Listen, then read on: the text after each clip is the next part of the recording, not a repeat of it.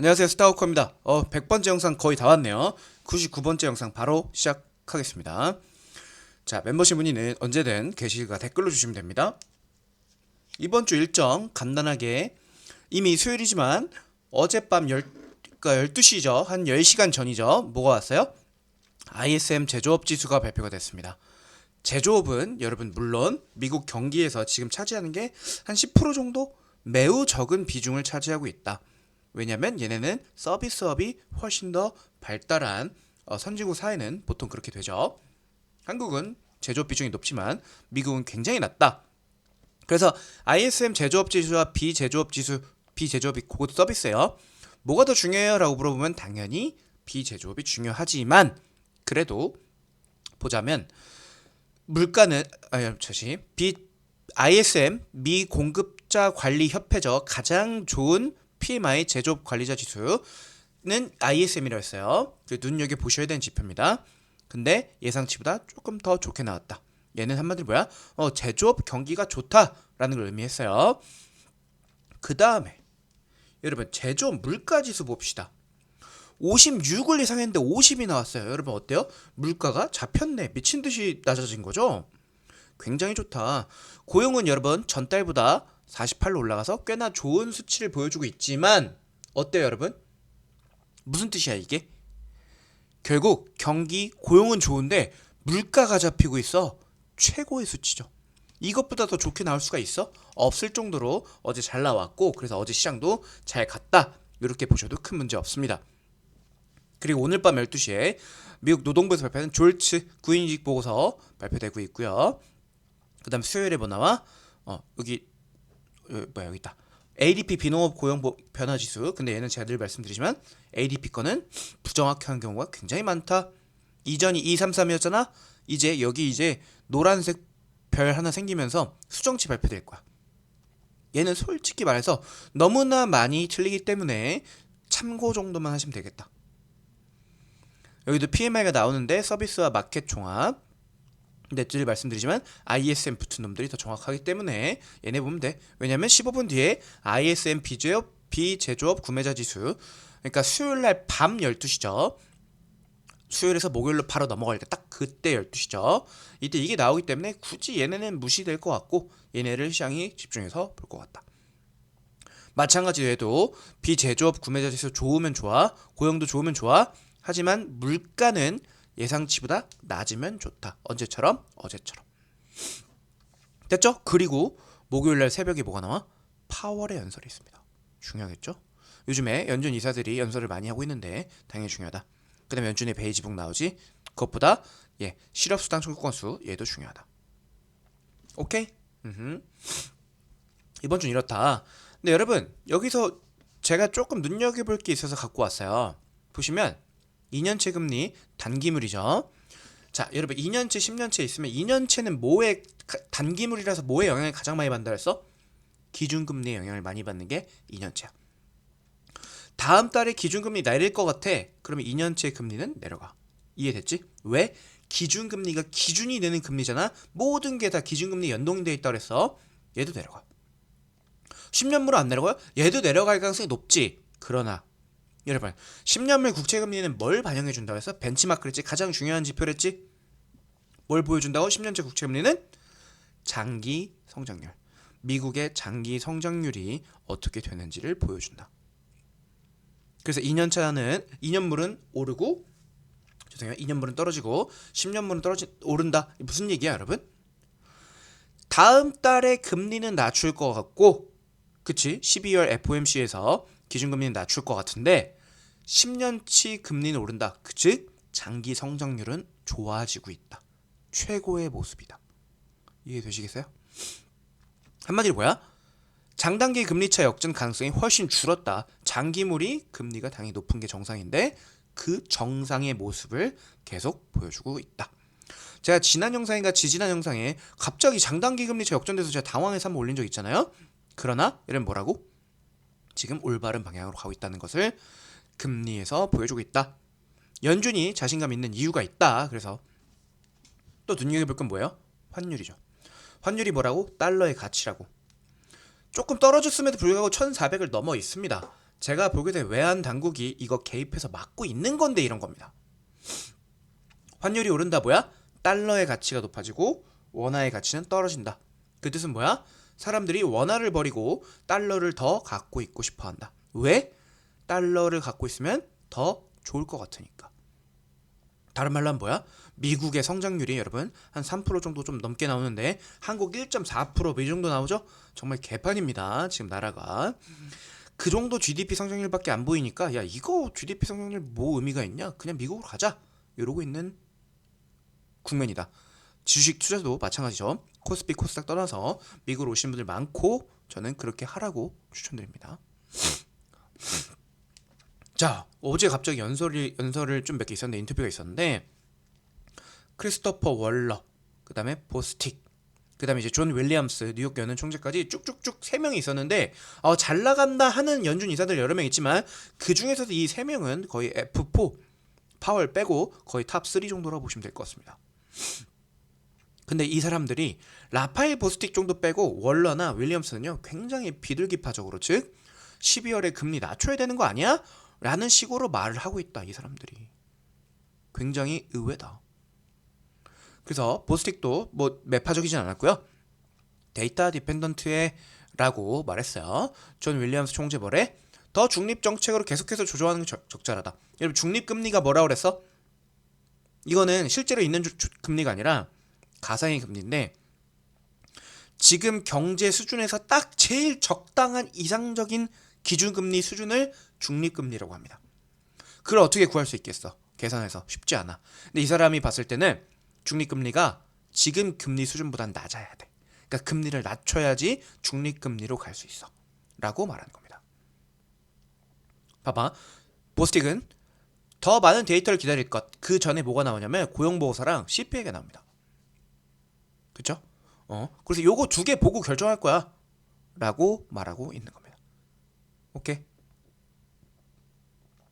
근데 저는 좀 이따 말씀드리겠지만 아직은 조금 굳이 내릴 필요가 있나 싶긴 합니다. 월러 기사도 인플레이션 경로에 대한 내 전망 바꾸칠 여부에 달려있다. 기울었대. 이미 이거 내린다는 얘기야. 오케이? 이걸 또 기사를 누가 썼냐면요. 여러분 닉 티밀하우스가 썼습니다. 비공식 대변이라고 하죠. 페드에. 그러니까 뭐냐면 페드 멤버들이 닉 티밀하우스랑 이야기를 하면서 결정한단 말이야. 미리미리. 어떻게 할까? 이렇게 할까? 닉 티밀하우스한테 정보를 미리미리 흘려준다고. 그래서 그 기자가 쓰는 기사들을 보면 어떻게 전개가 될지 얼추 보이는데 월러가 낮출 거라고 말했다고 합니다. 하지만 저는 반대합니다. 그래서 12월에 금리 인하 확률 볼까요? 자 봐. 지금이 4.75%거든? 근데 언제야? 타겟 레이트 가능성이 언제? 2024년 12월 18일에 있을 FOMC에 있을 때 계속 4.75에 있을 거니 4.5로 갈 거 같니? 라고 확률을 봤는데 봐봐. 여기로 갈수록 최신이지? 옛날에는 낮출 거야 라고 했다가 안 낮추나 본데? 하고 쭉 내려갔다가 점점점 최신으로 올수록 어떻게 돼? 최근으로 올수록 금리 낮추겠네. 그래서 70%까지 가 있는 상황이다 이제. 왜? 어제 월러랑 보스틱이랑 윌리엄스가 인터뷰를 했기 때문이다. 내일 새벽에 파월 인터뷰 있으니까 이거 봐야지 조금 더 확실해지겠죠? 11월 CPI가 아마도 매우 중요한 역할을 할 것 같습니다. 다음 주 수요일날 발표됩니다. 이해되시겠어요? 근데 저는 개인적으로 12월에 낮추면 안 된다고 보는 입장입니다. 왜요? 야, 니까짓 게 뭔데? 여러분 7월에 내렸어야 되는데 안 내렸다고 이거 실수라고 제가 말했고 파월도 실수였다고 인정했던 거 기억하시죠? 저는 인플레이션이 다시 돌아올 수 있다고 봐요. 내년에. 특히 트럼프 들어서면서. 근데 벌써부터 굳이 보셔도 알겠지만 경기 좋아, GDP 성장률 좋아, 아무 문제 없어. 근데 굳이 내려줄 이유가 있어? 물가를 확실하게 한번 제대로 밟아놓고 가는 게 맞지 않겠어? 저는 그래서 안 낮추는 게 맞다고 생각을 하거든요. 근데 이 사람들이 뭔가 자신감 있는 걸로 봐서 11월 CPI가 다음 주에 나온 CPI가 잘 나오려나? 이런 생각도 듭니다. 잘 나오면 바로 연말 랠리 갑니다. 그리고 여러분 슈퍼 마이크로 컴퓨터 얘는 엔비디아랑 일하는 애들이죠. 엔비디아한테 반도체 받아서 조립해서 내놓는 회사인데 회계 분식 회계 문제로 주가가 쫙 떨어졌어. 그래프 보시면 미친 듯이 떨어졌었어. 최근에 조금 올랐지만 결국 오늘 얘기 무슨 얘기가 나왔냐면 위법 없었어. 분식회계 아니었어. CFO, Chief Financial Officer, 그러니까 회계 최고 책임자, 걔가 멍청한 짓 해서 그런 거야. 그래서 걔를 잘랐어요. 그리고 회계법인과 함께 아무 문제 없었어라고 발표했습니다. 얘네가 예전에 그 보고서를 제출 못했었거든요. 회계 보고서를, 재무 보고서를. 그래서 왜 이런 일이 있었을까 했는데 루머로는 무슨 루머가 있냐 봤더니 원래 미국 정부가 중국한테 반도체 수출하지 말라고 하잖아요. 근데 얘네가 반도체를 몇 개 받아갖고 중국으로 수출을 많이 했다는 거야. 몰래.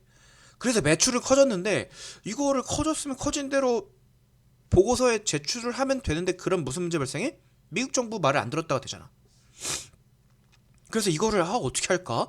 돈은 벌긴 했는데 이거 미국 정부한테 혼나야 되나 분식회계해야 되나 고민을 했다가 결국은 CFO를 자르는 선에서 분식회계는 없었다라고 발표를 해서 오늘 8시경인데 선물시장에서 풀이장에서 40% 오르고 있습니다. 미친듯이 오르고 있습니다.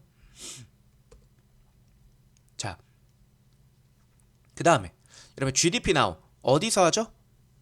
시카고 연은이죠. 얘네가 매달 GDP Now라고 지금 우리가 계산하는 걸로 봤을 때 우리의 공식에 따르면 GDP가 올해 얼마 성장할 것 같아? 라고 매달 발표를 해준단 말이야. 죄송해요. 애틀란타 연은이죠. 라파엘 보스틱 라파엘 보스틱인데죠. 애틀란타 연은에서 매달 우리 미국은 얼마 성장할 것 같아? 라고 발표를 해주는데 원래 기존의 GDP 나우가 2.75였어요. 근데 야 너무 센데? 미국 경제 3.2로 올려버렸어. 이렇게 강한다고. 근데 이렇게 강한데 굳이 금리를 낮춰줄 이유가 있냐고.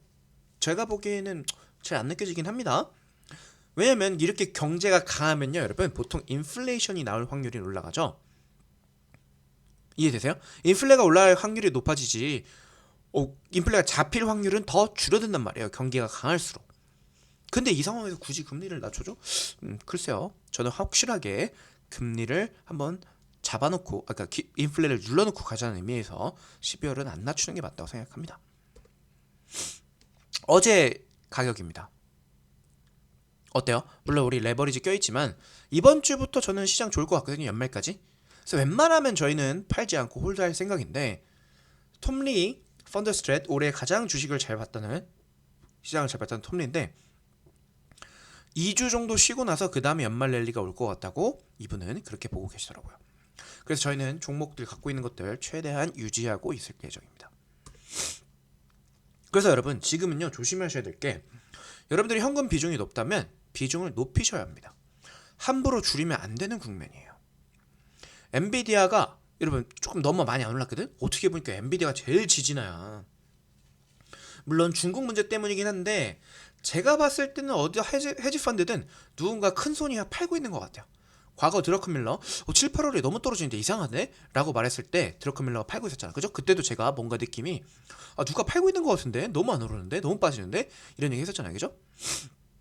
그래서 저는요 필라델피아 반도체 SOX 구성 종목 중에서도 엔비디아가 제일 못 가고 있는데 이거 그래도 섣불리 팔면 안 된다고 생각합니다.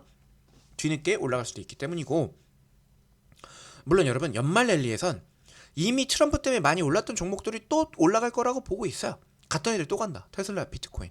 그래서 이런 애들도 여러분 저는 이렇게 봐요. 테슬라, 비트코인 이번 주 정도 혹은 다음 주 정도까지 조정 한번 받을 것 같아. 많이는 안 빠질 것 같지만 그러다가 또 갈 것 같아. 이렇게 보고 있습니다. 이렇게 마이크로하게 얘기해 주는 셈이 어디 있어. 그죠? 근데 여러분 제 눈앞에는 조금 암초들이 보이긴 해요. 트럼프가 또 자꾸 입을 털 수도 있고 오늘 뭐 캐나다 트리드 총리 만나서 캐나다 미국에 편입하는 거 어때? 너 총리하면서 주지사 시켜줄게 이런 소리 했던데. 그리고 또 뭐가 보이냐면 파월이 나와서 12월 안 내릴 거야 라고 말하는 것도 지금 제가 봤을 때 암초 중에 하나입니다. 근데 제가 봤을 때 트럼프든 파월이든 입으로 그렇게 암초를 한두 개 던져줘도 그냥 무시하고 갈 것 같긴 해. 일단 올리고 보자 이런 식으로. 근데 뭐 어쨌거나 페드워치나 어제 연준 이사들의 발표를 보면 기준금리도 낮춰준다고 하니까 이거는 연말 랠리의 좋은 요소인데 장기적으로 내년 인플레이션에 영향을 끼칠 것 같다. 하락을 시키는데 문제가 될 것 같다. 결국은 잘 먹고 빨리 도망가는 게 중요해. 특히 자, 연말 내년 보고서 쓰고 있는데, 상반기 보고서 쓰고 있는데, 트럼프 풋이라고 하죠. 옛날에 앨런 그린스펀 때부터 나와서 연준 의장들이 뭐 페드 풋이라고 하는데, 개입해서 시장 올려주고 말로 올려주고 이렇게 했단 말이야. 이제 그 페드 풋이라고 하는데 이제 트럼프 풋이 나올 것 같은데, 본인이 그러죠. 나는 미국 역사상 가장 주가에 관심이 많은 대통령이 될 것이다 라고 말했어요. 그 뜻은 뭐예요? 이 트럼프라는 사람이 주가를 올리려고 마중물을 쫙쫙 보내줄 텐데, 제가 봤을 때는 이 마중물이 너무 급하게 와서 빨리 정점 찍고 빨리 내려올 가능성도 있습니다. 어느 정도 거품이 형성됐다가 훅 꺼질 수 있단 말이야. 그래서 내년은 저는 올해 연말부터 내년 초반 상반기까지는 빨리 올랐다가 빨리 빠지는 국면이 나올 수 있기 때문에 적당히 올라갔을 때 적당히 팔고 도망 나오는 게 중요한 국면이라 봅니다. 그래서 연말 랠리 제 느낌에는 거의 다 왔으니까 빠질 때마다 조금씩 사시고, 그리고 연말에 비중을 함부로 줄이시면 안 됩니다. 연말 연초에 오르는 거 다 먹고 나오셔야 됩니다. 아시겠죠? 이상 스타코입니다. 어이구야.